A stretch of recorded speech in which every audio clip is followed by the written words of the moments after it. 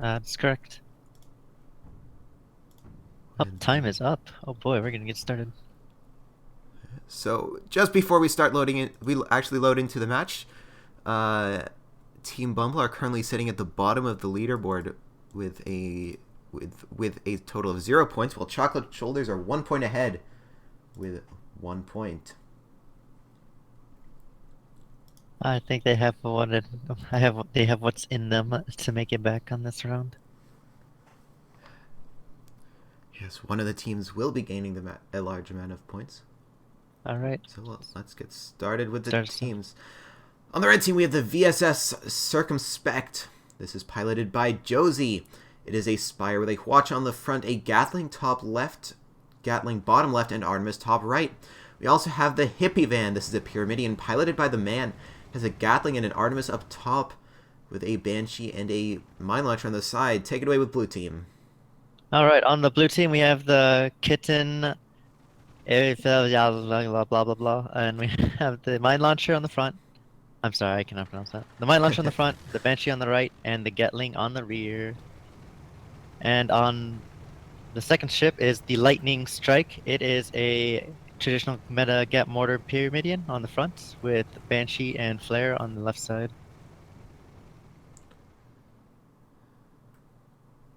Oh, So right now we have the blue team going to be circling around the south side of the map, while the red team is doing the exact opposite at the north side of the map.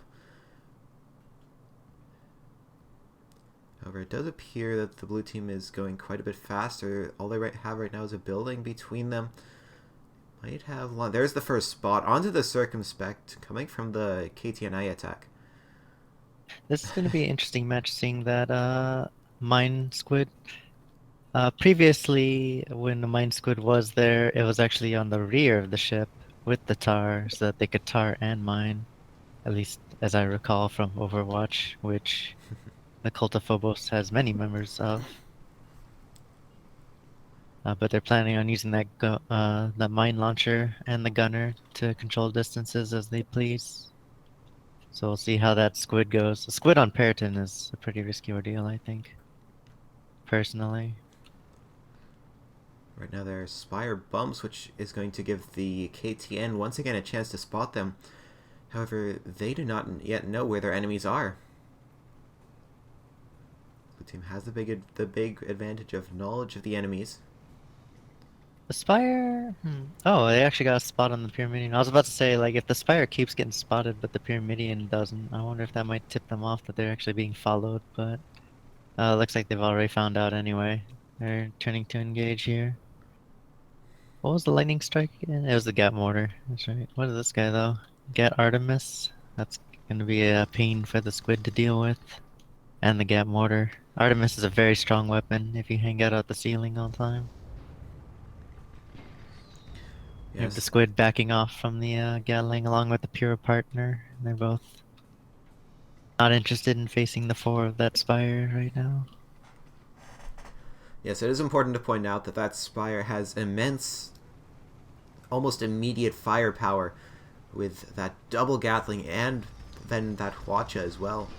There the KTN. The KTN drops out into sight. Gatling gonna go in, not gonna take down its armor though. They also have Artemis, which is a little weird to me on a Hwacha Spire, because that Hwacha will fully disable the ship on its own. And they lack a lot of killing power when that Hwacha is reloading because it's just one Artemis at the moment. Artemis is decent on killing on its own, but it seems like, to me, it has too much overlap with the Hwacha. And it reduces their ability to kill quick, so even though they do have two Gatlings, like they lack a lot of finish power, unless they use the Artemis and then the Hwacha just to finish. But we'll see how this Spire goes. And as we're speaking, the KTN bumps a wall. Going to do some balloon damage, but nothing irreparable. Gatling now going into the squid. A squid going straight in on them, right in front of their faces. No, okay, now he's thinking against it and Ooh, backing mine off. onto Hippie Van. Oh, Not gonna do too much bouncing against damage. the Armor wall drop on the though. KTN. He might. Okay, he didn't take any actual hull damage. He took a little bit, but just a paint scratch really. Squid's gonna have a hard time engaging in these tight corridors here. Yeah, this map also does provide a lot of avenues for him to move in through, though. If he wishes to go around the cloud cover and the buildings provide good cover for any potential flanks.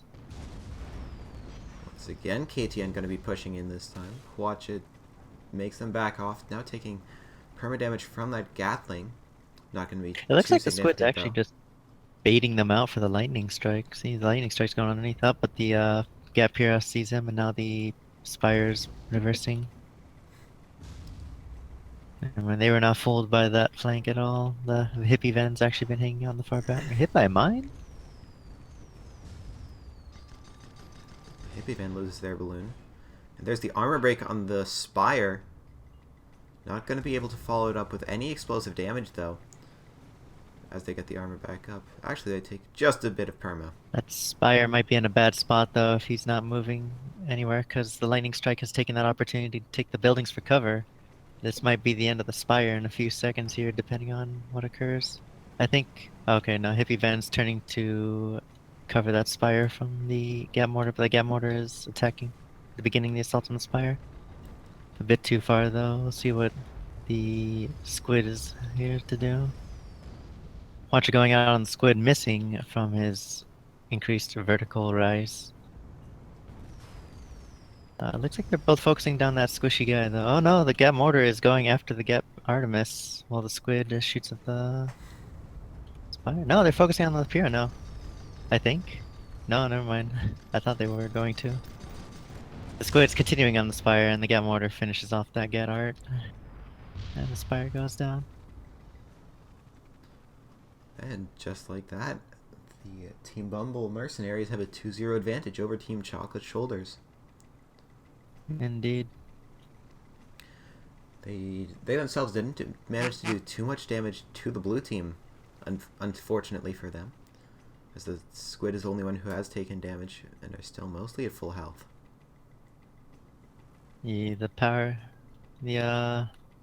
Gat Art and the Spire were in a bad position there. They were in a position where there were many avenues of attack into their spot, so the enemy took advantage of that and just slowly made their way around the sides. Oh, what was Look this at Squid by this. himself in the middle of their spawn, taking it to them an aggressive nature here. Before they can even get ready, he gets some hold out on that Spire.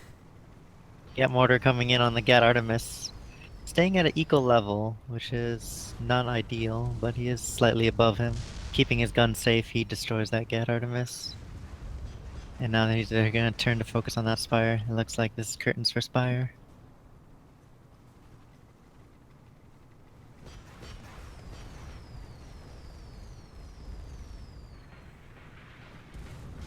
Armor broken on the Spire, and there's the kill for the Lightning Strike. Strike. And very quickly, we're back. We're back up to 4-0 advantage for Team Bumble over Chocolate Shoulders. That Squid was in a very dangerous position, being spawned on top of by both red ships. However, managing to survive long enough for their team to get 2 kills. And there's the spawn of the Hippie Van and the Spire. Once again, going to be immediately engaged by the blue team. This may not work out as well for the blue team, however, as the Spire and the Pyrrha were able to begin fire on the Pyrrha. Nope, never mind. Looks like the Pyrrha's going to be able to just hydro out of it. Spire's going to back up against this wall. It's not going to turn out well against the fire of the Squid and the Pyrrha side. I think that Gap Mortar's going to kill it. Yep. And with very efficient play, Team Bumble takes a 5-0 victory over Team Chocolate Shoulders. That Spire did not have hydrogen, right? Looks like it bit him there. Yeah, it seemed like those 2 engagements, the lack of hydrogen did not help him, as the Pyrrha or the Squid were able to just rise up out of arcs. Even if they and he could had not keep up. been able to gone up, there was a mine right above their head in that last engagement. Mayhaps I did not see that.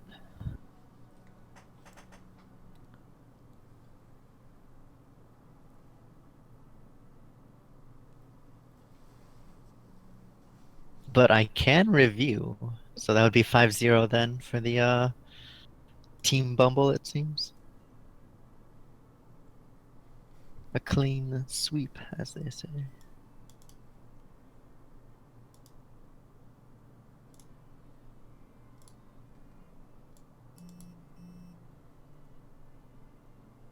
Ah, there was a mine above him. Ruth. It was kind of a bit after the Okay. Pyro was able to get shot at, Thanks. though. We don't have to remake if everybody votes Labyrinth.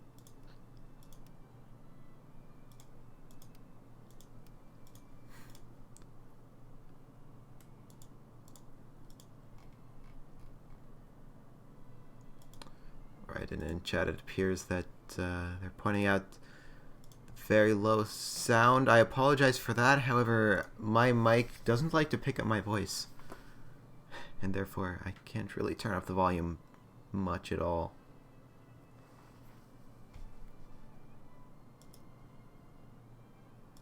Looks like we're voting for Labyrinth here, so that we don't have to remake this lobby, which is very convenient.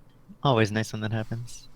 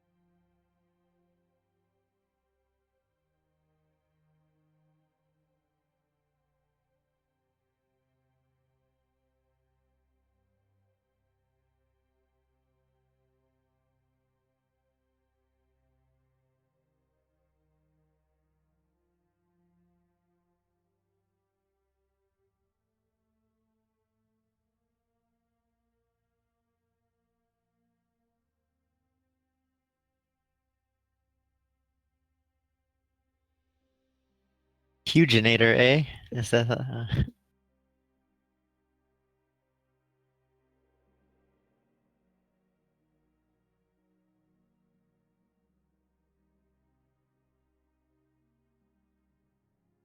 Jack apparently expecting some balloon pops here. You're bringing in that joke shoot. No Phoenix. Oh, he is a junker though, so I guess Phoenix Claw's unnecessary, strictly required. No Phoenix Claw on Stir Stefan either. Allah. That's rather strange. You never really see many pilots going without Phoenix Claw.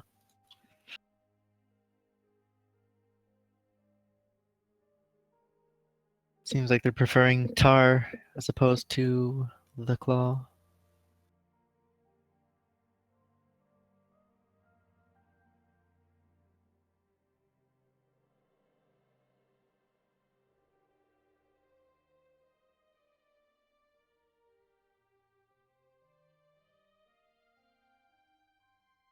Oh my.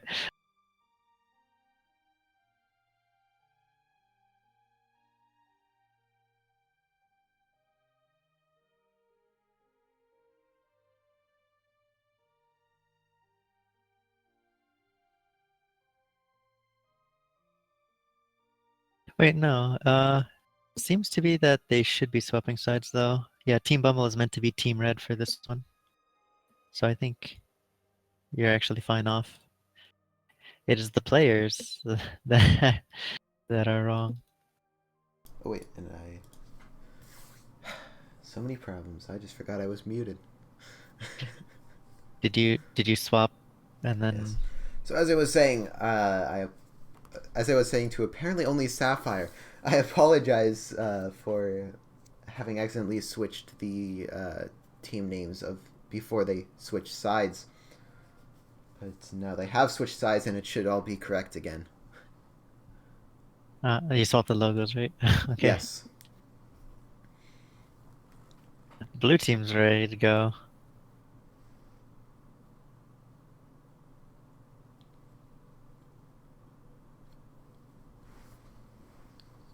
So we see the man here carrying shoot vent. It's kind of the typical alt choice of vertical balloonness. As since everyone carries hydrogen, you could be likely to get away by carrying shoot vent. But the problem is, even though you're more likely to get away, if you're more likely to win an engagement, the enemy can also get away without hydrogen.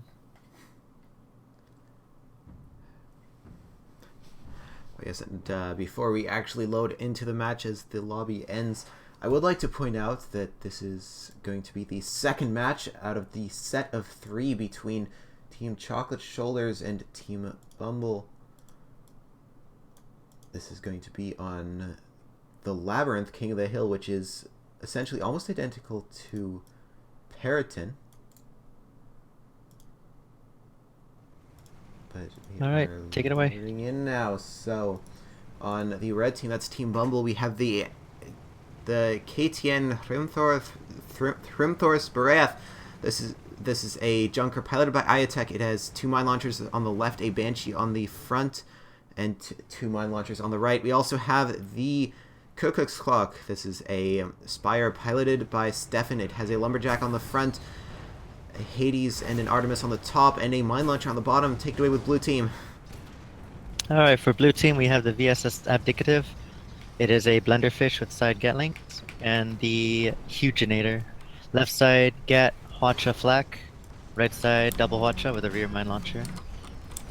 And in this engagement, it looks like the Abdicative is already down. That Junker is going to be rough to deal with on a King of the Hill match. Just for 20 mines possible on the field. And the range of death. Koek, a curious choice, I think, for King of the Hill. I've never been fond of long-range spires, though, personally. The Lumberjack can do good work, though, but I've always been more partial to brawly spires myself, especially in a place like the Labyrinth, which is close range. Personally, I've never had much faith in long-range spires. Not that they can't do well if they're completely ignored. So while we were talking about that engagement, the Hrimthor's Boreas managed to kill the blue goldfish. But now Yes, this galleon's about soon to follow, though. A few mines directly above him, there's not much he can do about it. that Looks like Lumberjack this you were point will so be heading worried off to about red just team. forced them to the ground.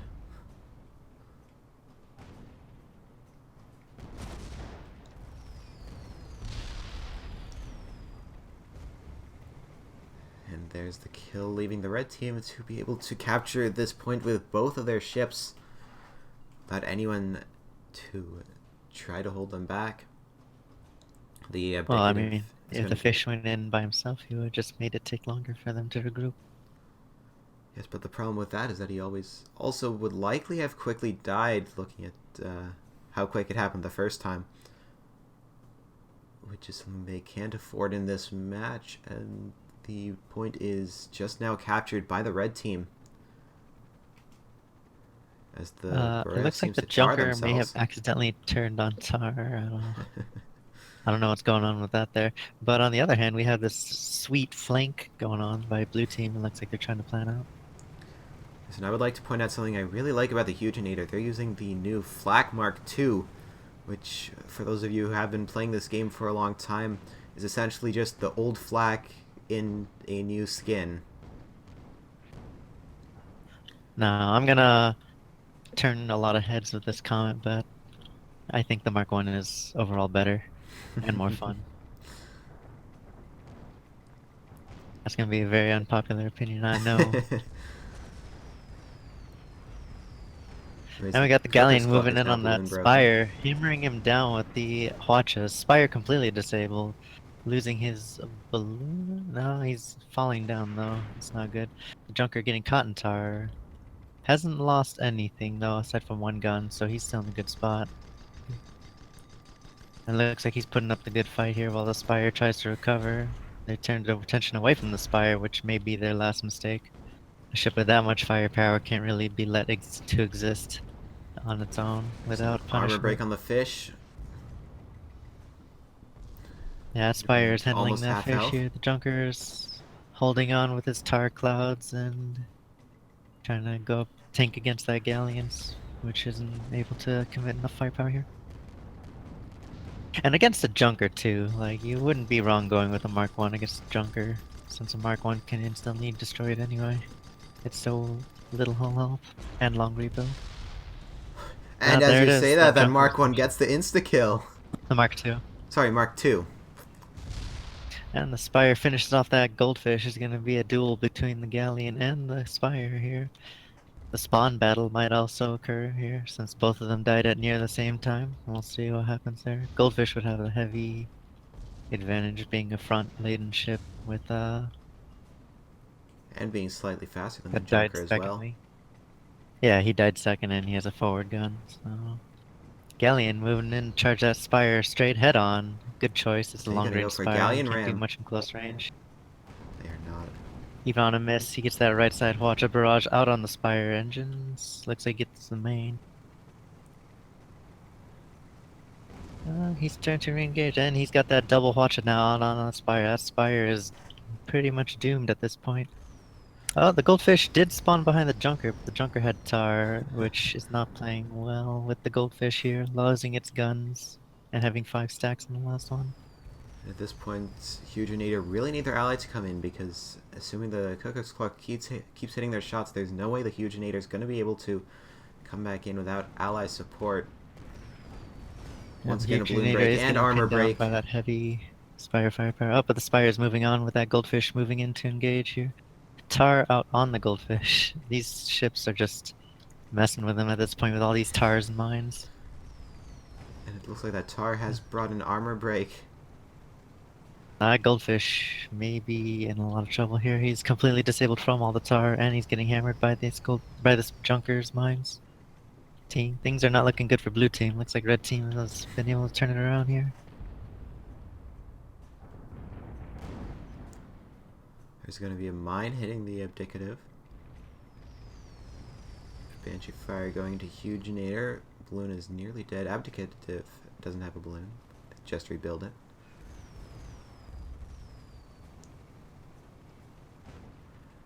And that Tar's done so much damage to the Goldfish. They still only now have their first engine back alive. Still don't have any guns. There's an armor and balloon break on the Huginator though. As a Huache goes into the Cuckoo's Clock, only going to disable one of those guns on there. Yeah, not quite what the Galleon needed right now. Looks like the Junker is attempting to manage both of them here. With the Spire focusing his attention to that Goldfish in the end. It looks like Junker's breaking off to deal with Galleon actually. So. Great Watcher from that Galleon into the Junker, going to disable most of the ship. However, still the Abdicative hasn't been able to get back into this engagement after that multiple clouds of tar. They both turned their attention. Huginator, they are Abdicative is in no bounce. position to really assist his opponent right now, or his ally right now. The Junkers has complete dominance over him with that mine launcher. There's an armor break too, and the Banshee from the Junker manages to get up to finish off that kill, but now the Goldfish is rushing in onto the Cuckoo's Clock.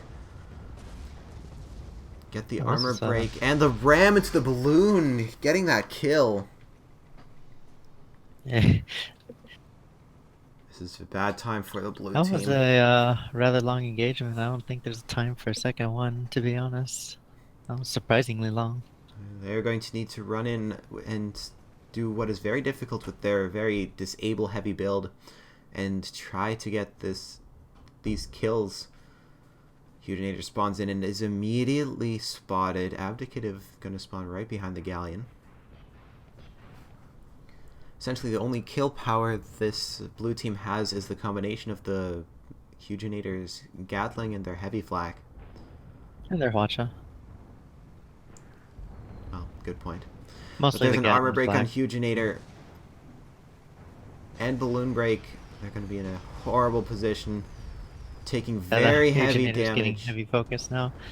Mine And onto by now Ubicative. it's too late to actually cap it. There's not enough time even if they did instantly all die and get on the point. So that'll be it for the red team then. And just like that, Team Bumble take the victory by a score of 450 to 13.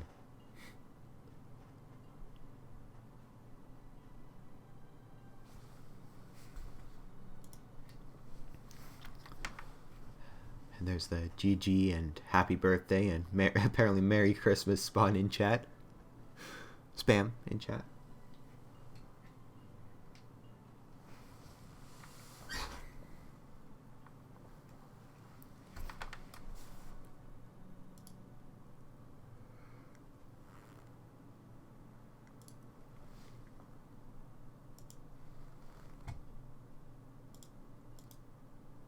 Alright, so let's see.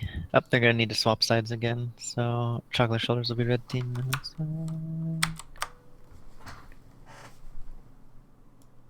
Our next match is Hunt at Dawn.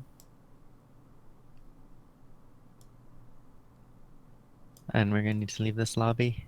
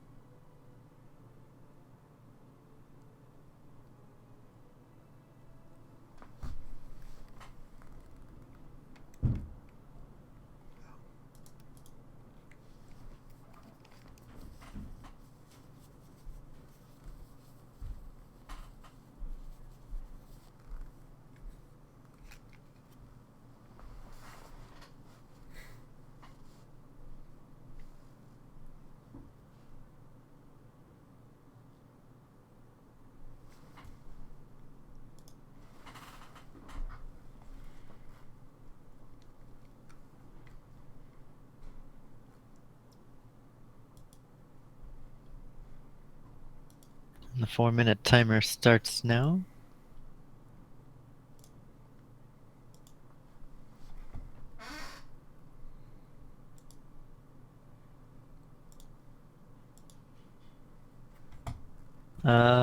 Let's see. So the blue team has taken Junker, Pyrrha, Squid, Spire.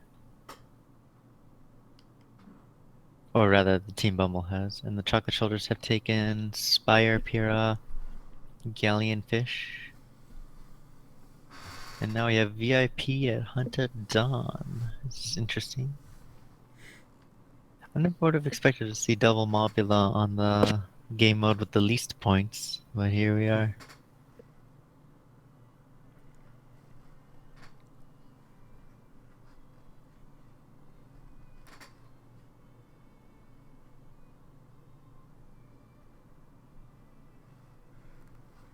So as it stands right now, Team Bumble are going to be winning at least 10 points from this series, while Chocolate Shoulders have 0 so far.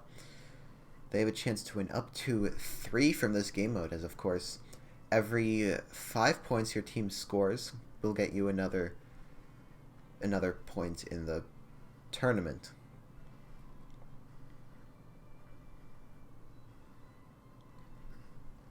And that means to score 1 point you need a minimum of 5 points, anywhere between 5 and 9 points. Once it goes to 10 you get 2 points, of course. And in case you're not familiar with the rules of the VIP game mode, If you kill the enemy escort ship, in this case that's going to be the squid or the mobula, you get 1 point. Killing the VIP ship as an escort is 3 points, and as one VIP killing the other is 5 points, up to 15. I couldn't help but notice, looking at this lobby, that it seems we've had a change in captains. Actually, Yes, we have. surprisingly, ITAC not actually captain right now. It seems that Big Trail in the Cult of Phobos has formed their own, have all condensed into one ship. Now that is something you don't see often, switching a captain mid-tournament, or, well, mid-week match day of a tournament. Oh, that is true. I guess typically you don't see captains swap out mid-tourney, but that is a thing that has happened sometimes. For some unscrupulous reason or another. And I'm sure that if they happen to not do as well, of course, their team is all going to blame their captain. Mobula not oh, the Galleon not taking Phoenix Claw. Now that is a surprise. Ooh. And no balloon tool. He just has Joke Shoot. Must be expecting a lot of pops. And the squid without balloon tools here. Although that is more personal preference for me. I live off my balloon tools for squid. It's very strong.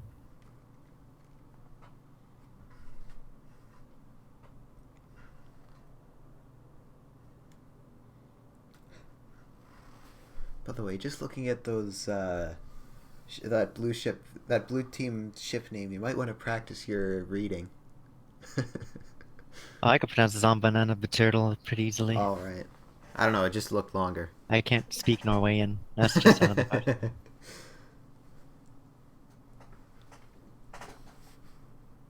Zombanana Turtle has a basis in English, so that actually is a word. Okay, interesting.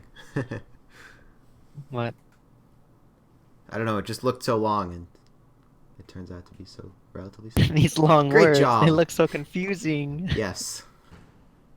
Anyways, we are now loading on to Hunt at Dawn, the version of Duel at Dawn adapted to VIP game mode.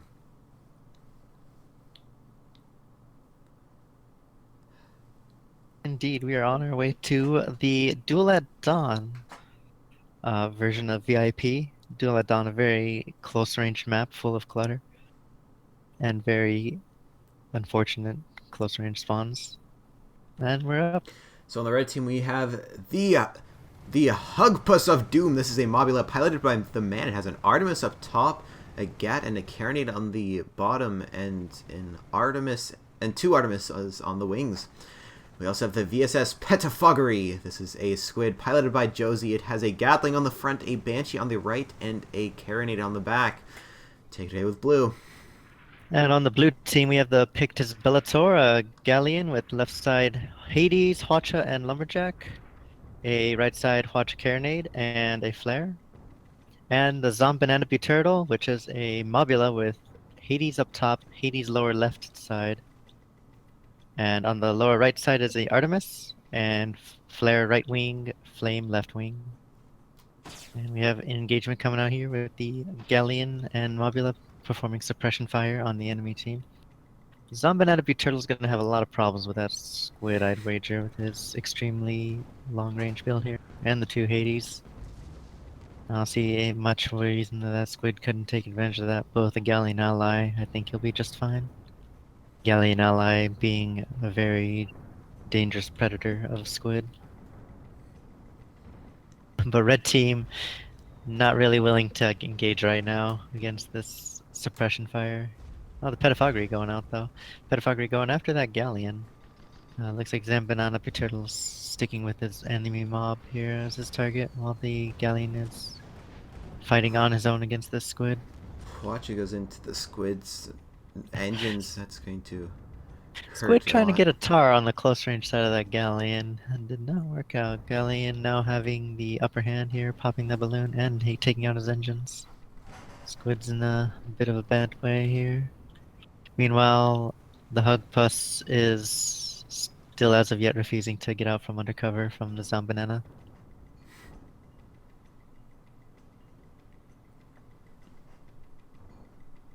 Galleon decided to not really care about the squid until he decides to come face him. He is going after the Hug Puss, actually assisting his Mobula. Actually, he's been swapping off between right and left side. Ooh, Petfoggery Oof. rams the balloon of the Galleon. Brings him to half of their perma. They lost armor and half of their perma from that ram. I don't even understand what happened there. But it looks like the squid's making the choice to go after this Mobula now. While the triple Artemis Mobula seeks to go after this Galleon here. But the Mobula not really caring about the squid. Kind of just... And squid tarring... Or no, getting tarred actually by the Mobula. Meanwhile, the Mobula continues to focus fire on the enemy Mobula with the Galleon. Fire support here does not look very good for this enemy mob here. So now, and there's the first kill. That's going to be a VIP kill for the Zombanana but Turtle. Giving that team 3 points. But being VIP, the Hug Puss spawns in almost immediately again. Petafoggery going to still be in this engagement, and everyone is still spotted.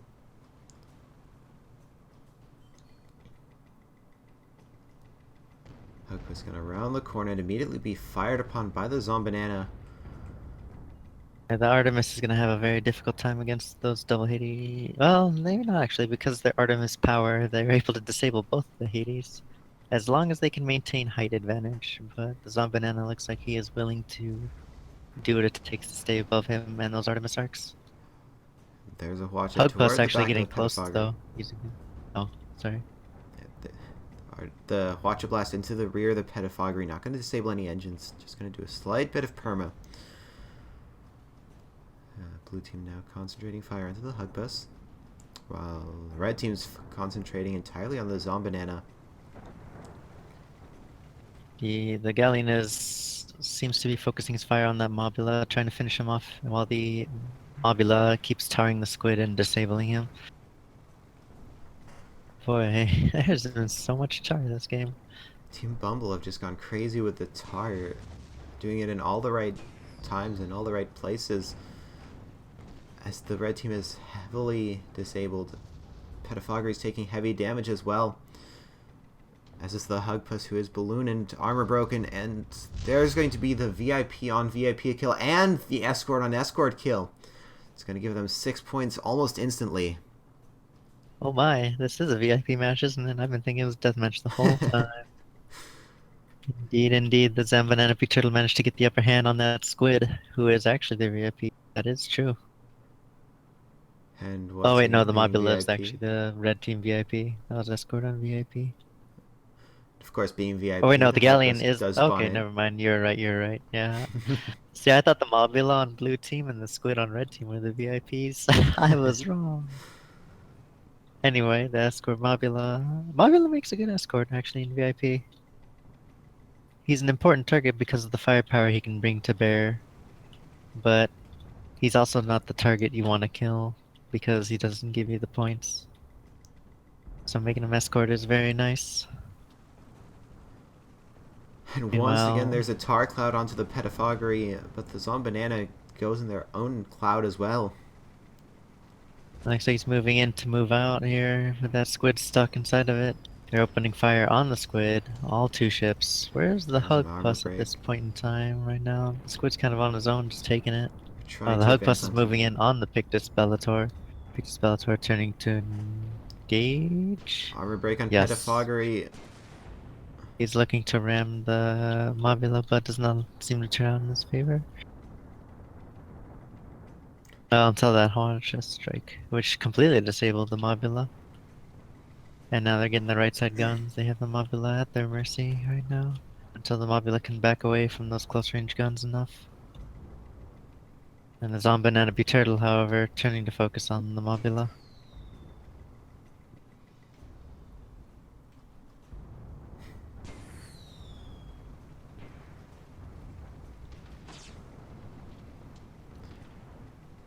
Hugbus of Doom is armor broken and very close to death. Yeah, Probably both never gonna team run is not looking too good this round here.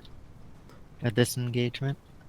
There's an armor So break on Squid Pet loses Fiery and armor, the Hwacha kill. finishes him off at that crucial time, and now the Hugpuss is stuck by himself against these two ships.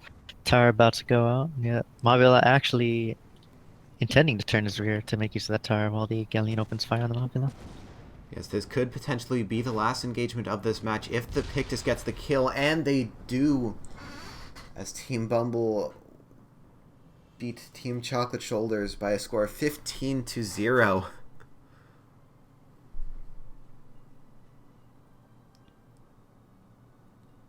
Indeed, a very ferocious showing by the Team Bumble Mercenary Squad, of whom the only member I actually remember from last week that played in both last week and this week is iTech, who is also the leader of it. Makes sense. It is mercenary after all. Yeah. Freelancers. I will point out that this was a. Oh, and Sir Stefan. Yeah, Sir Stefan was there. I will point out that was a great showing from a team that was put together only a couple hours before the tournament last week, when they found out that one of the teams had dropped out.